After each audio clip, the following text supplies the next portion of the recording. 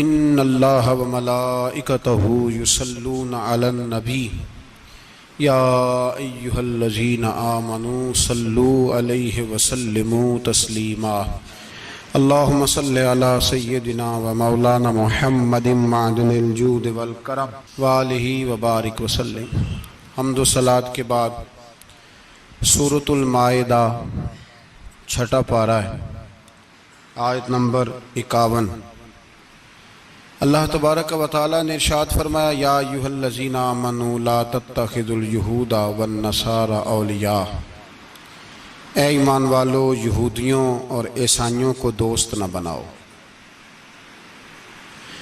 یہ مضمون قرآن پاک کی بہت ساری آیات میں، اس آیت کا انداز ذرا تھوڑا نرالا ہے۔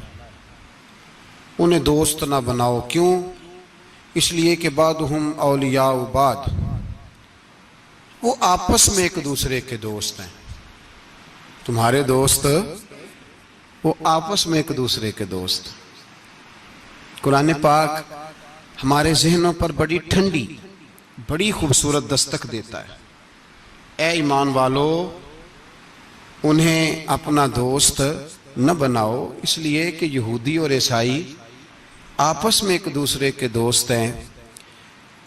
اتنا بھی کافی تھا، لیکن اللہ تبارک و تعالیٰ نے معیار ہی بدل دیا اور اتنا بڑا حکم ارشاد فرمایا۔ اس آیہ مقدسہ نے ہر چیز کو اپنے دامن میں سمیٹ کے رکھ دیا۔ یہودی اور عیسائی کو اپنا دوست نہ بناؤ، اس لیے کہ وہ آپس میں ایک دوسرے کے دوست ہیں۔ تو بات اتنی بھی کافی تھی، لیکن فرمایا اللہ تعالیٰ نے وَمَن يَتَوَلَّهُم مِّنكُمْ،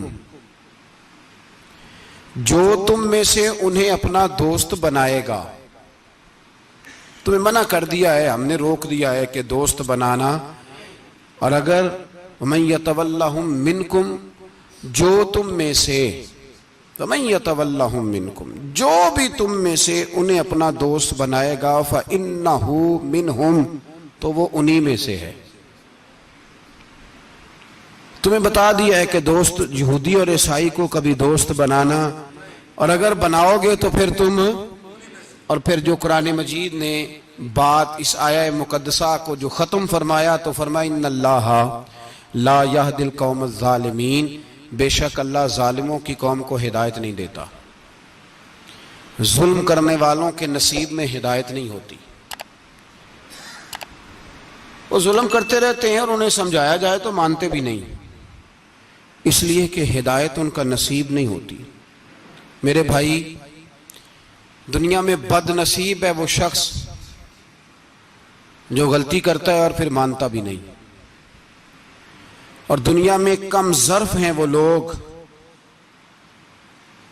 کم ظرف جو اپنے ظالم ہونے کے باوجود ظلم پر وضاحتیں پیش کرتے ہیں، اپنی غلطیوں کا اعتراف کرنے کی بجائے ان پر دلیلیں دیتے ہیں۔ چھوٹے ظرف کے لوگ۔ اللہ تبارک و تعالیٰ نے فرمایا یہودی اور عیسائی کو کبھی دوست نہ بنانا۔ میرے بھائیوں، میرے بزرگوں، میرے دوستوں، ہمارا دین تعصب سے پاک ہے، لیکن تسلب کا حامی ہے۔ تعصب کا مطلب یہ ہوتا ہے کہ کہنا مار دو دوسرے کو، برداشت ہی نہ کرو، اور تسلب کا مطلب یہ ہوتا ہے کہ اپنے دین میں پختہ ہو جاؤ، اپنے دین میں پکے ہو جاؤ۔ اب ہم نا ہر روز نماز کی نیت باندھتے ہیں، اللہ اکبر، سورۃ فاتحہ پڑھتے ہیں، اہدنا الصراط المستقیم صراط الذین انعمت علیہم، اتنی بھی بات بڑی تھی، کافی تھی۔ اے اللہ، ہمیں صراط مستقیم پہ چلا اور ان لوگوں کے رستوں پہ چلانا جن پر تو نے انعام کیا۔ بڑی بات تھی، مثبت بات ہو گئی، منفی بات کی ضرورت نہ تھی۔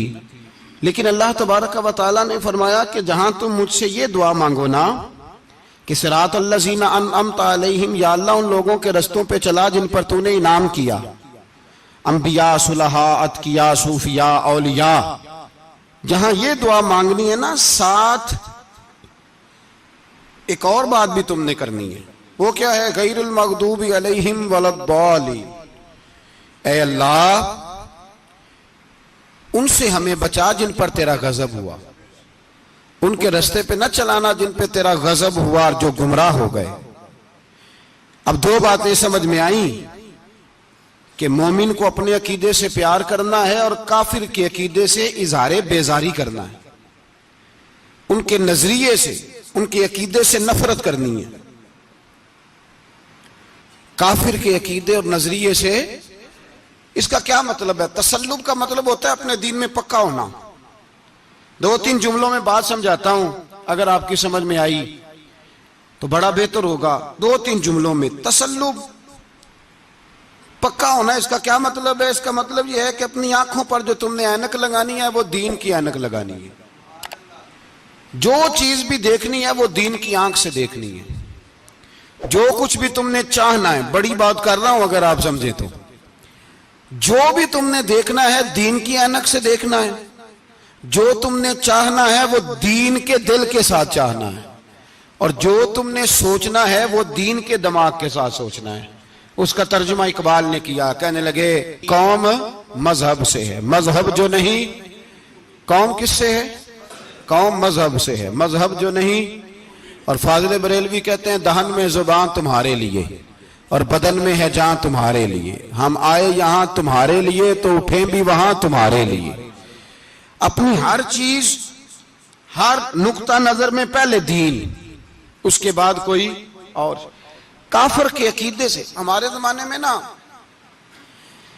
فلسفی، منطقی، ادیب، شاعر، ملنگ، تلنگ، یہ بڑی جماعتیں، کھچڑی ہے، کھچڑی۔ اب وہ کھچڑی ایک نیا درس دیتی ہے،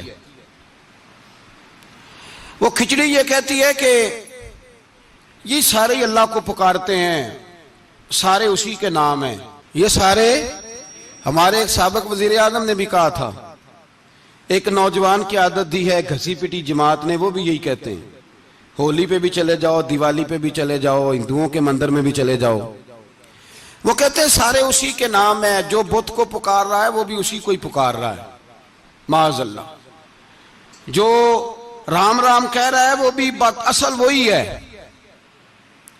وہ بیوقوف ہو، اگر بت کو پکارنے والا بھی کسی نہ کسی رنگ میں اللہ کو ہی پکار رہا تھا معاذ اللہ، تو پھر نبی پاک صلی اللہ علیہ وسلم کو کیا ضرورت تھی بتوں کا مقابلہ کرنے کی؟ تم نے تو سارا دین ہی مشکوک کر دیا، ہر شے مشکوک ہو گئی، جو بتوں کو پکار رہا ہے وہ بھی اسی کو پکار رہا ہے، جو رام کہہ رہا ہے وہ بھی اسی کو کہہ رہا ہے، جو پتھر پوج رہا ہے وہ بھی، کیا تماشا لگایا ہوا ہے۔ اللہ تبارک و تعالیٰ تو اتنا غیور ہے، وہ کہتا ہے ان اللہ لا یغفر ان یشرک بہ ویغفر ما دون ذلک لمن یشاء، میں ہر چیز بخش دوں گا، میرے ساتھ کسی کو شریک نہ بنانا، میں اس کی معافی نہیں دوں گا۔ اللہ کے پیارے پیغمبر حضرت عزیر، جناب عیسیٰ علیہ السلام کو جب لوگوں نے معاذ اللہ خدا کا بیٹا کہا تو رب تبارک و تعالیٰ نے قرآن پاک کی آیتیں نازل فرمائی، فرمایا یہ جھوٹ بولتے ہیں، یہ ظلم کرتے ہیں اپنی جانوں پر۔ او بھائی یہ کھچڑی جو پکا رہے ہیں نا ملنگ لوگ، ادیب لوگ، سارے اسی کے نام ہیں، اس کا ایک ہی نام ہے، لا الہ الا اللہ، لا الہ الا اللہ، لا الہ الا اللہ، اس کے سوا کوئی بھی معبود ہو ہی نہیں سکتا، سوال ہی نہیں۔ او خدا کے بندے، یہ فلسفہ، اور پھر ہم سیانے بڑھیں، ہمارے دلوں میں رحمت بڑی ہے، نرمی بڑی ہے، کافر کے حق میں، مشرک کے حق میں، سارے جی اسی کو پکارتے ہیں۔ تو زیادہ مہربانی کرنے والا ہے یا نبی پاک زیادہ رحمت للعالمین ہے؟ حضور نے تو فرمایا بت کے پجاری سے جہاد ہوگا تلوار کے ساتھ، پنڈت اور جوگی کاٹے جائیں گے تلوار کے ساتھ، جو اللہ تبارک و تعالیٰ کی توحید میں کسی کو شریک کرے گا مسلمان اس کے خلاف اٹھیں گے۔ تو کہہ رہا سارے یہ ایک ہیں، تسلب نہیں، دین کی پختگی نہیں۔ ہمارے ہاں لوگ مسئلہ پوچھتے ہیں، پاکستان میں جو عیسائی رہتے ہیں نا وہ غریب ہیں، پاکستان میں جو عیسائی رہتے ہیں نا وہ، اور جو امریکہ میں رہتے ہیں، پاکستان کے اندر جو لوگ ہیں نا وہ مسئلہ پوچھتے ہیں، کہتے ہیں جی عیسائیوں کے ساتھ کھانا پینا جائز ہے؟ میں نے کہا امریکہ میں جب رہتے ہو تب کیوں نہیں پوچھتے؟ یہاں تم مسئلہ پوچھتے ہیں نا لوگ، عیسائیوں کے ساتھ کھانا پینا جائز ہے کہ ناجائز، اور وہاں جب تمہیں ضرورت ہوتی ہے پاسپورٹ کی تو عیسائی بی بی سے نکاح کر لیتے ہو۔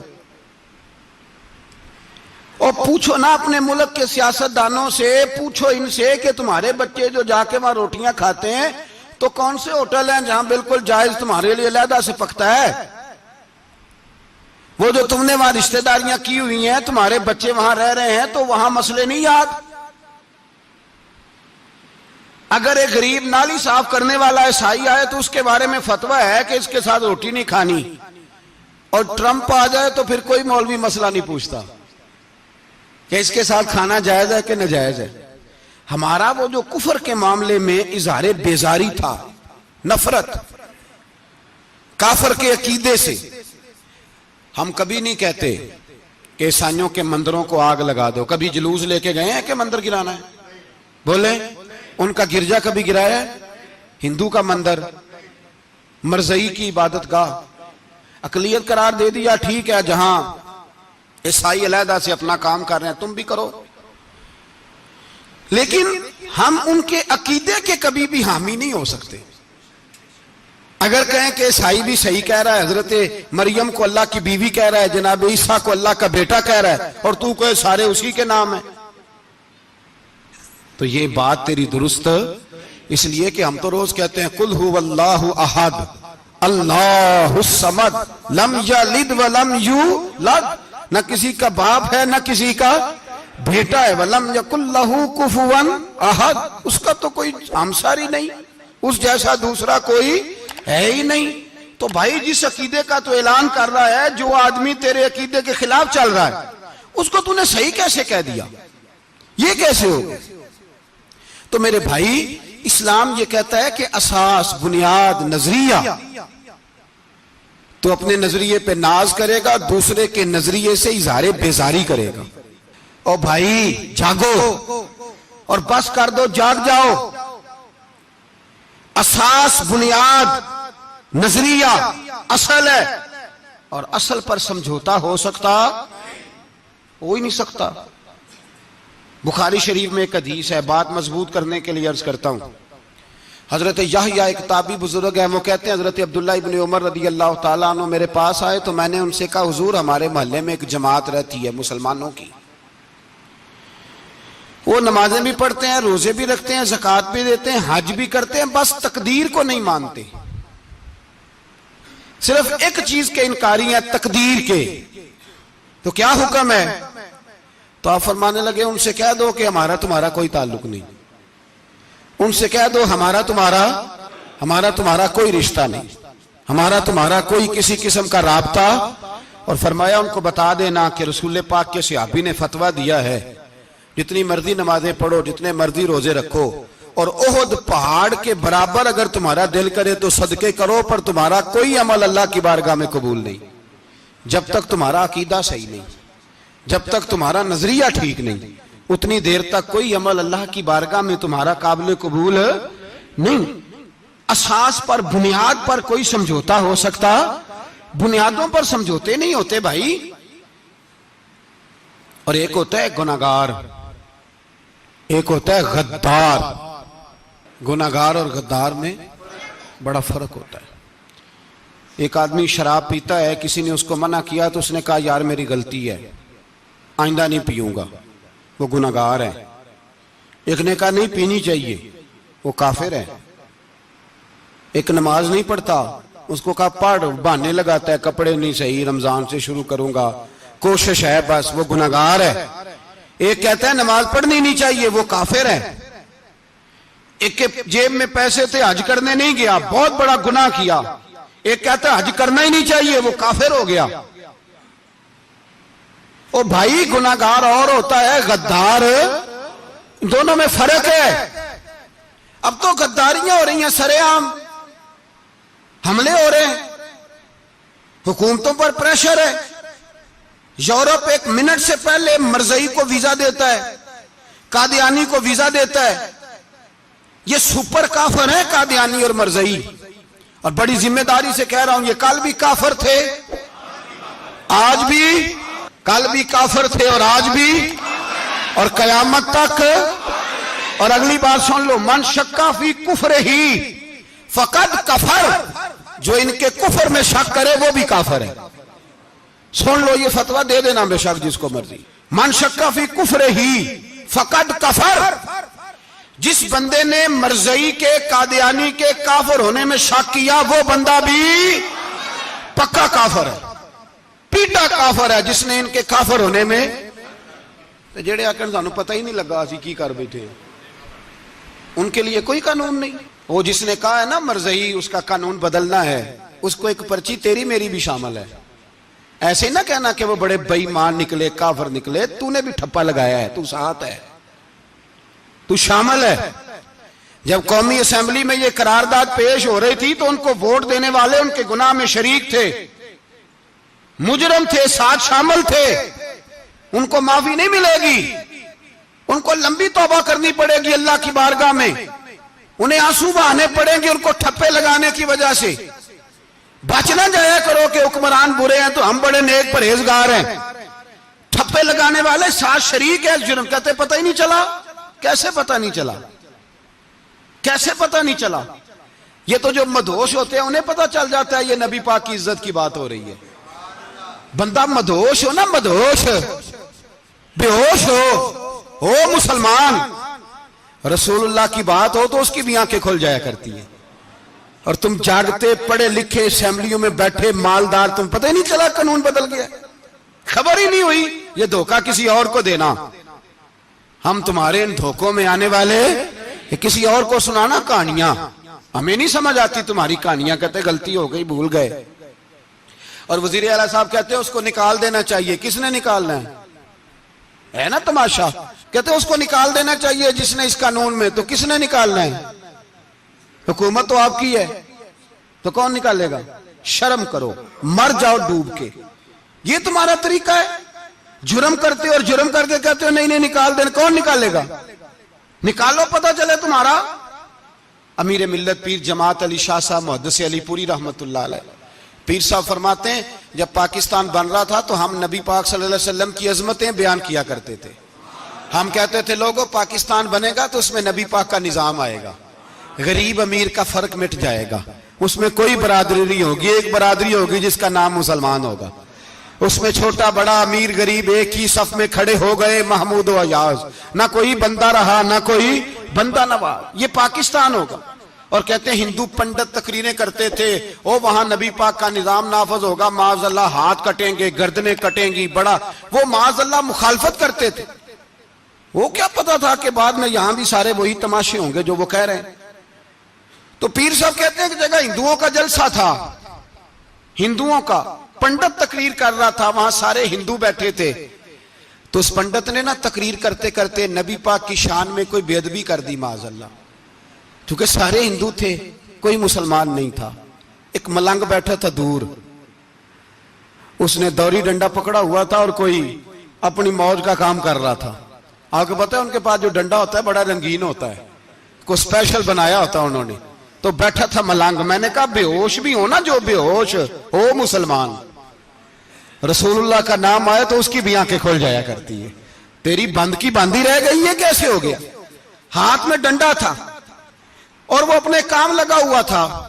جب اس کے کانوں میں سپیکر کی آواز آئی نا کہ نبی پاک کے بارے میں بات کی ہے، تو ڈنڈا اٹھایا، پیچھے سے اسٹیج پہ چڑھ گیا، اور ہندوؤں نے سمجھا ملنگ آدمی ہے، اس نے کیا کرنا ہے۔ آیا پنڈت کے پاس اور وہ کہتا ہے میں نے 3 ڈنڈے اتنی زور سے مارے کہ چوتھے کی ضرورت ہی نہ پڑی، اتنی زور سے 3 ڈنڈے سر پہ مارے کہ چوتھے کی ضرورت ہے، اس کی پھر آواز ہی نکلی، مر گیا وہ، مجھے پکڑا جیل میں پھینک دیا۔ امیر ملت پیر جماعت علی شاہ صاحب کہتے ہیں میں امرتسر کی جیل میں ملنے گیا، اور میں نے اس کے سامنے کھڑے ہو کے کہا، میں نے کہا بیلیا، نہ تو نماز پڑھے، نہ تو روزہ رکھے، نہ تو مسجد آئے، نہ تو کوئی اور کام کرے، اور اتنا بڑا تو نے کام کیا، گستاخ مار دیا۔ تو پیر صاحب کہتے ہیں وہ ملنگ اپنے پیروں پہ اٹھ کے کھڑا ہو گیا اور اس کی آنکھوں میں آنسو تھے، اور میری طرف دیکھ کے کہنے لگا پیر جی میں نے لمیاں گلاں تے نہیں آندیاں، میں ان پڑھا چوکھا تے نے مینوں پتا گناہگار ہاں، بڑا گناہگار ہاں، بڑا گناہگار ہاں، بڑا گناہگار، بڑا گناہگار ہاں، پر قسم اللہ دی عزت دی میں گناہگار ہاں پر اپنے نبی دا غدار نہیں، گناہگار ہاں پر رسول اللہ دا غدار کوئی بات نہیں۔ اگر کوتاہیاں کرتا ہوں تو اب یہ تو نہیں نہ ہو سکتا کہ اونچی اور سچی سرکار کی کو میرے سامنے بے ادبی کر کے چلا جائے۔ یہ تینوں پتہ ہی نہیں لگا، تو کہتا خبر ہی نہیں ہوئی، کب ہو گیا پتہ ہی نہیں تھا، وضاحتیں دیتا پھرتا ہے۔ اور کچھ مولوی ملا جو دھبا ہے دین کے نام پہ، وہ وضاحتیں دیتے پھرتے ہیں، کہتے ہیں مناظرے کر لو، شرم کرو، دین کے نام پر ووٹ مانگ کے اسمبلیوں میں جاتے ہو اور وہاں جا کے ان بے ایمانوں کی گودوں میں بیٹھ جاتے ہو، تمہیں حیا نہیں آتی؟ اور نبی پاک کی بات آئے تو پھر بھی تمہاری غیرت جوش نہیں مارتی، پھر بھی دلیلیں دیتے پھرتے ہو۔ میرے رسول پاک علیہ السلام کے غلاموں، یاد رکھو، دین میں تسلط پیدا کرو، مضبوطی۔ کل لوگ مسئلے پوچھا کرتے تھے کہ صحابی کا، اہل بیت کا بے ادب ہے تو اس کے جنازے پہ جائیں کہ نہ جائیں، اب نہیں لوگ پوچھتے۔ اب ہمارے دلوں میں فتوے زیادہ آ گئے ہیں، مرضی کرتے پھرتے ہیں۔ ہمارا بچہ کسی بد مذہب کی مسجد میں جاتا ہے، ہم کہتے ہیں نہیں نہیں ویسے ہی جاتا ہے، تجھ سے پوچھا جائے گا، اس دن پتہ چلے گا، جس دن تم مرے گا تو تیرے لیے دعا بھی نہیں کرے گا، تیری قبر پہ بھی نہیں جائے گا، تجھے پتہ چلے گا اس دن کہ ویسے ہی جاتا ہے کہ ایسے جاتا ہے۔ کوئی پابندی نہیں، کوئی تسلط بھی نہیں، عقیدے میں ایمان میں کوئی پختگی نہیں، ہمیں خیال ہی نہیں کہ کدھر جا رہی ہیں اولادیں، سوچتے ہی نہیں ہم۔ خیال ہونا چاہیے، سمجھ ہونی چاہیے۔ میرے رسول پاک علیہ السلام کے صحابہ میں تسلط تھا، تسلط۔ سگی اماں بھی اگر بے ایمان ہوتی تھی تو صحابہ قریب نہیں آنے دیتے تھے۔ حضرت اسماء بنت ابی بکر صدیق، ان کی ماں مشرکہ تھی۔ جناب صدیق اکبر کی ایک زوجہ حضرت ابو بکر نے طلاق دے دی، کچھ عرصے کے بعد وہ اپنی بیٹی کو ملنے آئی، ماں بیٹی سے ملنے آئی تو حضرت اسماء بنت ابو بکر کو پیغام بھیجا، کہا بیٹے میں تجھے ملنا چاہتی ہوں۔ تو کہا اماں ذرا ٹھہر جا، پہلے میں اپنے نبی سے پوچھ لوں، پہلے اپنے ماں بعد میں ہے، نبی پہلے ہیں۔ پہلے حضرت اسماء حضور کی بارگاہ میں گئی، یا رسول اللہ میری اماں ملنا چاہتی ہے اور مشرکہ ہے، حکم کیا ہے؟ فرمایا تو ماں کی حیثیت سے مل سکتی ہے۔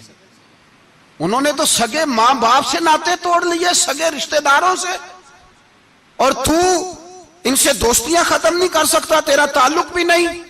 نہیں، سارے اسی کو پکارتے ہیں، سارے ایک ہی ہیں، یہ تماشے کسی اور کو دکھانا، یہاں رسول اللہ کے غلام بستے ہیں۔ ہمارا عقیدہ بڑا پختہ ہے، بڑا پختہ، بڑے پختہ نظریات کے لوگ اللہ نے اس دھرتی کو عطا فرمائے، اس زمین نے بڑے کامل مومن پیدا کیے۔ بھائی یاد رکھو، رسول پاک علیہ السلام کے غلاموں میں اپنے دین کے لیے تسلط تھا، پختگی تھی، کفر سے بیزار رہتے تھے۔ اگر سب کو ایک میں ایک ہی کرنا تھا تو پھر اتنی لمبی چوڑی جدوجہد، امیر حمزہ کا کلیجہ نکل گیا، کان کٹ گئے، سب کچھ ہو گیا، اور آج تم ان شہیدوں کی لاشوں پہ کھڑے ہو کے کہتے ہو کہ یہ تو ایسے ہی کٹ گئے۔ مذاق ہے یہ؟ کوئی مذاق ہے؟ اصل بات بتاؤں آپ کو کیا ہے؟ دین مفت میں ملا ہے، اور جو شے مفت مل جاتی ہے اس کی قدر نہیں ہوتی قدر۔ دین نبی دا ایک ہی جانن دنیا دار کمینے، دین نبی دا جانن والے سونگے وچ مدینے۔ تجھے کیا پتا، تجھے کیا خبر اس دین کی؟ کوئی خبر ہی نہیں۔ میرے رسول پاک کا پسینہ کتنا بہا ہے، کبھی تیرا پھیرا لگے تو احد کے پہاڑ سے جا کے پوچھنا نبی پاک کا خون کتنا بہا ہے۔ کبھی ٹائم ملے نا، ملک شام جا اور حضرت بلال کی قبر پہ کھڑے ہو کے پوچھ دین کتنا قیمتی ہے۔ اور پھر اس سے زیادہ بات پوچھنی ہو نا کبھی تو مدائن جا، حضرت سلمان فارسی کے مزار کے پاس ان سے پوچھ دین کی قیمت کتنی ہے، وہ تجھے بتائیں گے کہ کئی 100 سال لگ گئے نبی پاک کے قدموں میں پہنچنے تک، 100 سال، کئی 100 سال۔ اور اگر پھر بھی تجھے تسلی نہ ہو تو جنت البقیع میں جا اور سیدہ طیبہ طاہرہ حضرت فاطمہ الزہرا سے پوچھ، ان سے پوچھ بی بی اس دین کی قدر کیا ہے، وہ تجھے بتائیں گی کہ جب دین کے چہرے پہ سرخ رنگ بھرنا تھا تو میں نے حسین کا خون دے کے بھرا ہے۔ وہ تجھے بتائیں گی کہ اس دین کو جب پینٹ کرنا تھا تو میں نے جناب علی اصغر کے بازوؤں کے ساتھ مصوری کی ہے۔ اس کو آسان سمجھ رکھا ہے لوگوں نے، آسان سمجھ رکھا ہے، کہا تم کٹ گئے، اور آج اٹھنے والا صوفی اور درویش کہتا ہے سارے ایک ہی ہیں، سارے اسی کو مانتے ہیں. جس سیاستدان کا دل کرتا ہے وہ جا کے مندروں میں پوجا کر آتا ہے، جس کا دل کرتا ہے وہ جا کے ہندوؤں کی ہولی اور دیوالی میں شریک ہو جاتا ہے. سب ایک ہی ہیں. اگر ایک ہی تھے تو حسین کا علی اصغر کیوں شہید ہوا؟ اگر سب ایک ہی تھے تو جناب علی اکبر کیوں شہید ہوئے؟ سارے ایک ہی تھے تو پھر ٹھیک ہے، مست رہنا چاہیے تھا. یہ مذاق ہے اتنی قربانیاں؟ شرم ہی نہیں آتی بات کرتے ہوئے؟ جاگو اور اپنے دین کو سمجھو. میرے رسول پاک علیہ الصلوۃ والسلام نے جو دین دیا اس میں تسلب ہے، تسلب، کفر سے بیزاری. کتنی بیزاری؟ حضرت ام حبیبہ رضی اللہ تعالیٰ عنہ ام المومنین ہے، یہ ہماری اماں ہیں. ام، ماؤں کے نام تو بچوں کو آنے چاہیے نا. یہ مومنوں کی ماں ہیں، ابو سفیان کی بیٹی ہیں. حضرت ابو سفیان رضی اللہ تعالیٰ عنہ کی بیٹی نبی پاک کی زوجہ ہیں. جناب امیر معاویہ رضی اللہ تعالیٰ عنہ کی سگی بہن حضور کی زوجہ تھی. بہت بڑے امیر باپ کی بیٹی تھی. مدینے جب آئیں تو نبی پاک کے گھر میں غربت دیکھی، آزمائش دیکھی، کئی دنوں کے فقر اختیاری کے جلوے دیکھے. ابو سفیان ایک مذاکرات کے سلسلے میں مدینے آئے اور کہتے ہیں میں نے سوچا سیدھا اپنی بیٹی کے گھر جاتا ہوں. تو کہتے ہیں میں حضرت ام حبیبہ کے صحن میں داخل ہوا تو چارپائی پہ بستر بچھا ہوا تھا اور ام حبیبہ ایک سائیڈ پہ بیٹھ کر تو سوئی دھاگے کے ساتھ کوئی کام کر رہی تھی. ابو سفیان کہتے ہیں میری بیٹی کی نظر پڑی تو ام حبیبہ جلدی سے اٹھی، اٹھ کے بستر جو چارپائی پہ بچھا ہوا تھا وہ بستر اٹھایا، لپیٹا، اندر لے گئی. بعد میں باہر آئیں تو میں نے بیٹی کے سر پہ ہاتھ رکھا. میں نے کہا بیٹی میں سمجھ گیا ہوں، بستر پہ میری نظر پڑی ہے، لگتا ہے کئی سال پرانا ہے، پیوند بھی لگے ہوئے ہیں، تو اس لیے اندر رکھا ہی ہے کہ پرانے بستر پہ باپ کو بٹھاؤں گی، اس لیے رکھا ہی ہے.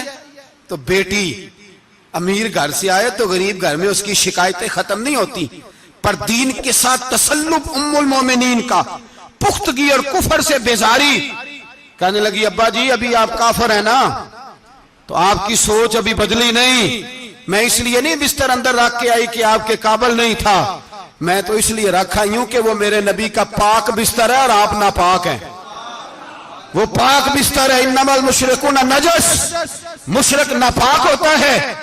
باپ ہونا علیحدہ بات ہے، لیکن میرے دل میں باپ کی قدر بعد میں ہے میرے دل میں، اور رسول اللہ کے بستر کی قدر پہلے ہے. رسول اللہ کی نہیں، رسول اللہ کے بستر کی قدر ہے کہ باپ بیٹھ نہ جائے. اتنی نفرت مشرک سے، اتنا اظہار، وہ باپ بھی ہو تو اتنی نفرت. لوگوں نے پیچے ڈالے ہوئے ہیں پیار کے، محبت کی پینگیں چڑھا رہے ہیں اور سارے یہ کہیں گے سب صحیح ہے. اور ہمارے دلوں میں نرمی. ہمارا اپنا جوان باہر جاتا ہے، وہ یہ نہیں دیکھتا کہ میں جس سے شادی کرنے لگا ہوں نیشنلٹی زیادہ ضروری ہے کہ ایمان، پیسے زیادہ ضروری کہ ایمان، دین زیادہ ضروری کہ دولت. عجیب تماشا ہے. بیچتے پھرتے ہیں، فار سیل کر دیا مذہب کو. تسلب ہی نہیں، کوئی خیال ہی نہیں، توجہ ہی نہیں ہماری. میرے رسول پاک علیہ الصلوۃ والسلام کے صحابہ جو چٹان تھے دین کے معاملے میں.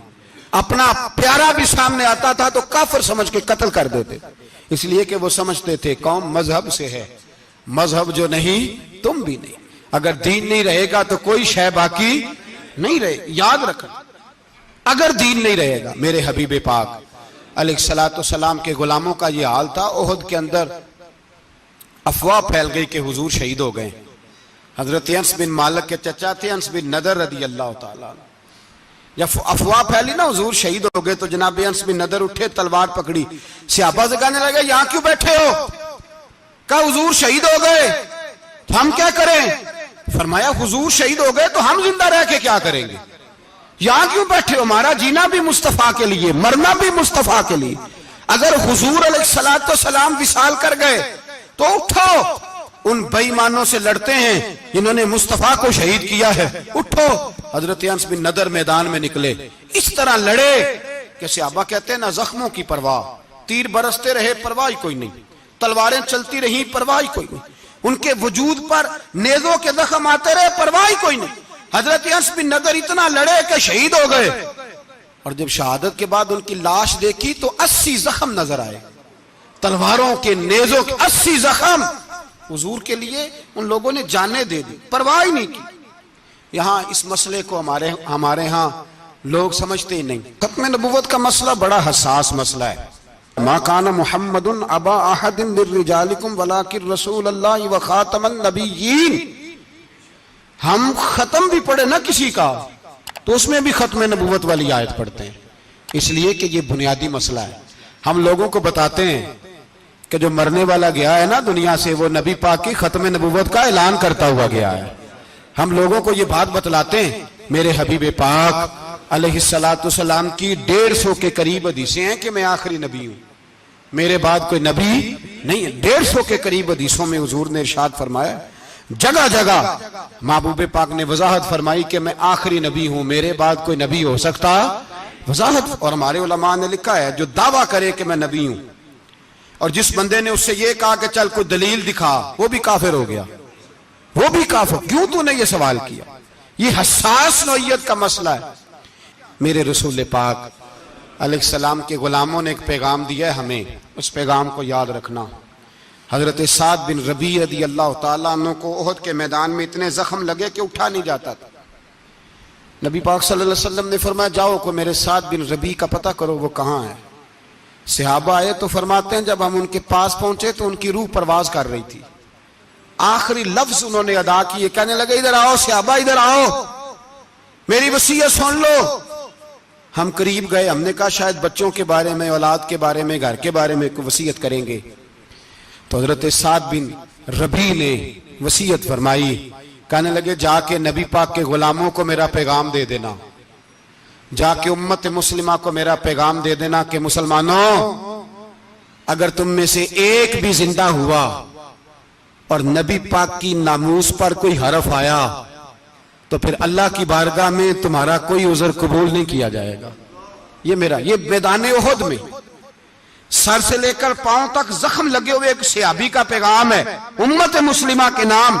حضرت سعد بن ربیع رضی اللہ تعالیٰ عنہ فرمانے لگے میں مرتے وقت مسلمانوں کو پیغام دے کے جا رہا ہوں کہ اگر حضور کی عزت پر، ناموس پر، نبی پاک صلی اللہ علیہ وسلم کی ذات پر ذرا سا بھی حرف آیا اور مسلمان زندہ ہوئے، اور پھر اگر وہ سمجھیں کہ ہمیں اللہ کی بارگاہ سے معافی مل جائے گی، تو یاد رکھنا رب ہر بات معاف کرے گا، اس بات میں تمہیں اللہ معافی، اس میں تمہیں یہ پیغام دیا سعد بن ربیع نے، اور امت کو سمجھایا کہ ہر بات میں کمپرومائز کر لینا، رسول اللہ کی ذات کے بارے میں کمپرومائز نہ کرنا۔ جب سے مرزائیوں کو ان سپر کافروں کو اقلیت قرار دیا گیا ہے، اس کے بعد کسی مرزائی کی عبادت گاہ جلائی ہے مسلمانوں نے؟ بولے کبھی کسی مرزائی کے ساتھ مسلمانوں نے کوئی ظلم کیا ہے بعد میں؟ ٹھیک ہے اپنی عبادت کر رہے ہیں جس طرح بھی کر رہے ہیں، باقی اقلیتیں بھی رہیں۔ کبھی دوبارہ علماء نے یہ تحریک چلائی ہے کہ انہیں پاکستان سے نکالو، یہ کیوں بستے ہیں یہاں؟ اقلیت ہے تو رہنے دو۔ جو بے ایمان ہے، کافر ہے، اسے گھسیٹ کے دین میں کیوں لاتے ہو جب وہ آنا نہیں چاہ رہا؟ انہوں نے اس کانے بے ایمان کو نبی مانا ہوا ہے، وہ اس کو پیغمبر مانتے ہیں، کبھی ذلی نبی مانتے ہیں، کبھی بروزی نبی مانتے ہیں، پوری دنیا میں نیٹ ورک بنایا ہوا ہے، ہر جگہ ڈنڈورا پیٹتے پھرتے ہیں۔ وہ کہتے ہیں خاتم النبیین کا معنی یہ ہے کہ نبی پاک تو مورے لگانے آئے ہیں، بڑے نبی آ سکتے ہیں۔ ان کا عقیدہ یہ ہے کہ مرزا مستقل نبی نہیں تھا، وہ حضور کا سایہ بن کے آیا تھا۔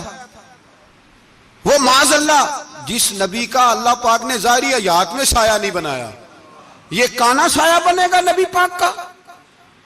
اس بے ایمان کو وہ اپنا پیشوا مانتے ہیں۔ چلو چھوڑو، جو کافر کو اپنا پیشوا مانے وہ بندہ صحیح ہوتا ہے؟ چلو نبی نام بھی مانے، پیشوا مانے، وہ صحیح ہوتا ہے؟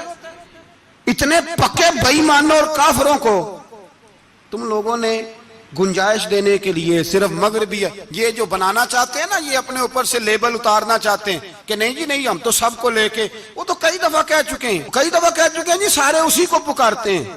نہ، سارے اسی کو نہیں پکارتے، اس کو اگر صحیح پکارتے ہیں تو مسلمان پکارتے ہیں، باقی اس کو صحیح پکارتے کہ جھوٹ بولتے ہیں، ملاوٹ کرتے ہیں، شرک کرتے ہیں، کفر کرتے ہیں، اور اللہ کی بارگاہ میں کفر و شرک کی کوئی معافی یہ دنیا کو بتانا چاہتے ہیں نہیں جی نہیں ہم بڑے نرم ہیں، ہم بڑے ایسے ہیں.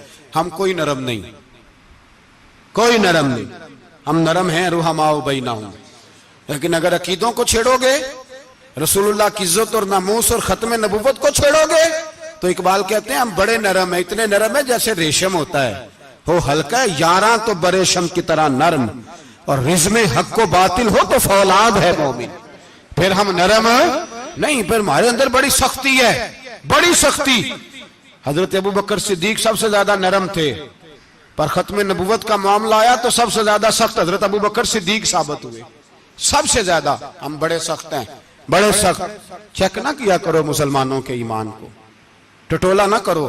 میری آپ سے بھی اپیل ہے کہ ایسے ہی کو بندہ اگر آپ کے گھر آ جائے نا اور آ کے کہے میں فلاں صاحب ہوں، تو روب میں نہ آیا کرو. اس سے پہلے پوچھا کرو یوں تو سید بھی ہو، مرزا بھی ہو، افغان بھی ہو، تم سبھی کچھ ہو، بتاؤ کہ مسلمان بھی ہو. بس کر دیں، اب بس کر دیں. ان لوگوں کے ہاتھ مضبوط کر دیں جو ہاتھ بڑھاتے ہیں تو نبی پاک کی ختم نبوت پہ ہی ڈال لیتے. ان کے ہاتھ مضبوط کرنے بند کرو، بند کرو ان ظالموں کے ہاتھ مضبوط کرنے. حضور آخری نبی ہیں. بولیے نبی پاک، سارے بولیے حضور.